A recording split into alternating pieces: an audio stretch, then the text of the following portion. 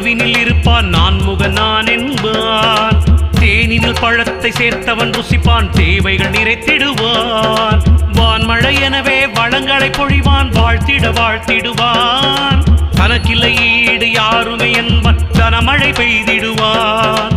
தனக்கில்லை ஈடு யாருமே என்பன் கனமழை பெய்திடுவான்.